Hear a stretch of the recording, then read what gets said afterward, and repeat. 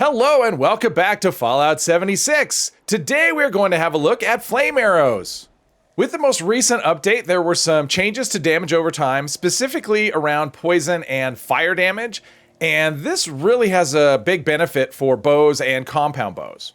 So the easy way to show the difference is with the weapons workbench here. So suppose I'm using cryo arrows, for example. There was no real change to that. So what you would get is the same base damage, but you would get a little bit of extra boost from the cryo arrow. And flame arrows were about the same thing. You would get a little bit of boost to flaming arrows. But now what you get is a split. So instead of just getting the same base damage, you get a split damage. So you get the ballistic goes down, you get a big bump to fire damage, and now you get a massive amount of damage over time. And the same is true for poison arrows as well. You get a reduced ballistic damage, and a big bump in poison damage, and then a massive amount of damage over time. Now poison it's more damage than fire, but it's actually a longer duration as well. So it's over 9 seconds instead of 5 seconds for fire.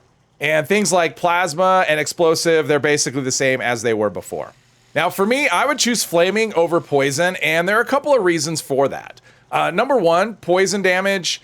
There's a lot of enemies that have really high poison resistance. So for example, like a Snallygaster, you're just gonna lose so much benefit from the poison damage against enemies like that. But the main reason I don't use poison, I use fire instead, is that robots have 100% immunity to poison. And so basically, if you're using poison here, you'll see I get 135 damage. That's all I get. The poison damage would do nothing against robots. So I'd rather use something like fire, which is good. You know, some enemies will have higher fire resistance, but nobody's immune to fire. So I think as a general use, if you're just gonna use one thing, I would choose fire. And another change is that we can have explosion, not the explosive arrows, but actually the explosive legendary effect. That is something that can be that you can get on bows and compound bows now. Unfortunately, it doesn't work with flame arrows. It works with everything else. It even works with explosive. You can get explosive if you want.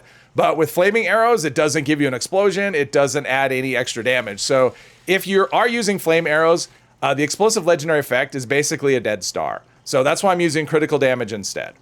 And this is what I'll be using. It's a compound bow. It's Aristocrats with extra critical damage and bonus crit recharge. Aristocrats actually does affect the damage over time. If I wasn't using Aristocrats, damage over time would drop down into the 400 range. So it does increase it by quite a bit. Also, fire damage is, at least on bows, is affected by Demolition Expert. It will increase the damage. It does not show up in the Pip-Boy, but it definitely does show up in the enemy health bar. And the Grenadier perk also works as well. It does increase the fireball radius or whatever, so you can actually tag nearby enemies, and the damage over time will hit them as well. Other than that, it's a typical build. I have all the archer perks maxed out. I do use critical hits, although the main way we'll be doing damage is with that damage over time, but I do have critical savvy and better criticals. And I'm using follow through, so anything after the first shot will be doing 40% more damage. I also have Eagle Eyes for extra critical damage, and Blight Suit for extra critical damage. Now, one of the nice things about bows is they have very long range. So you can see that I do love the improved health bar. So I know I don't need to fire another shot because that first one finished it off. Let's see if we can do the same here. Yep, we're gonna finish it off. So yeah, those improved health bars are nice. It lets you see if you're gonna do enough damage. And if you are, you can just move on to the next target. And the difference between a bow and a compound bow, as far as damage, well, just all the damage numbers in general, will be about 10% higher on a compound bow versus a bow. So a bow still does really nice damage. But if you have the option for a compound bow, especially if you care about damage over time, yeah, everything's pretty much a one hit, especially with sneak attacks. But if you have the option for a compound bow or a bow with the same effects, and with the new legendary crafting system, it is a lot easier to get the effects you want. This actually started out as a Juggernaut's bow, and I happened to get, I had an Aristocrats mod that I got from scrapping, so I was able to apply that. I didn't need to do that shot. The splash damage was actually enough. The radius with Grenadier on the fire is actually pretty high. So firing into a crowd, you can often get two kills with one shot, which is pretty nice. Oh, there we go. And we don't need to use VATS either. You can see just a manual aim is good enough. I like to manual aim once in a while, but to be honest, I'm not that great at it, so I do use VATS. So here we go. We've got 2 for 1. Let's see what we could do with that. Let's see. It'll take out the Protectron and the Rebel Brain. Yep, they were close together. So yeah, the splash damage on this is no joke. All right, let's test this against a Yaguai. Now, I can tell you that a Yaguai actually has pretty decent fire resistance. They're actually weak to cold. But the cryo damage you get from this is so low. It's not that, it's just not that much. I'm hoping that in the future, as they do the balance pass, you can see that's a pretty good chunk of health. I'm hoping that cryo gets the same treatment as poison and fire. I would love to get cryo damage over time. But you can see the Yao Guai wasn't much drama. And we should have, yep, there is a level 100. Let's try a body shot. That should be a lot less damage, but even still, I mean, level 100 is quite a bit more tanky than a level 75, but you can see that fire damage is still doing really nice work.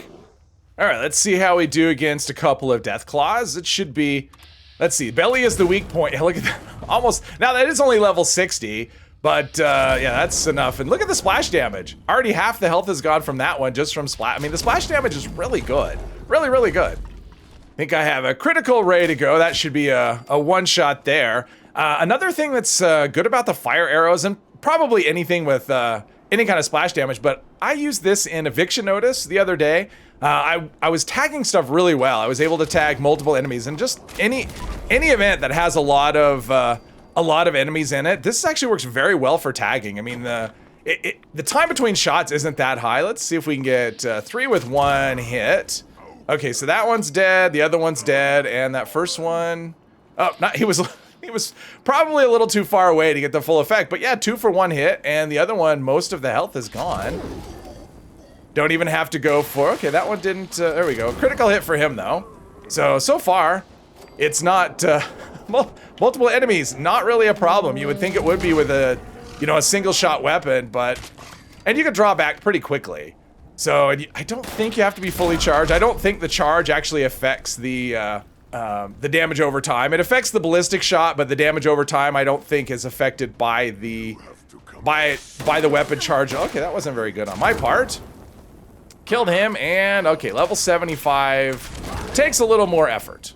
So I have not specifically tested it, but I am pretty sure that impact damage is, the charge affects impact damage. So make sure you have it held long enough, because with the compound bow, you do have to hold it for a second or two to get the full effect of the impact. But I'm pretty sure that the damage over time doesn't change if it's fully charged or not.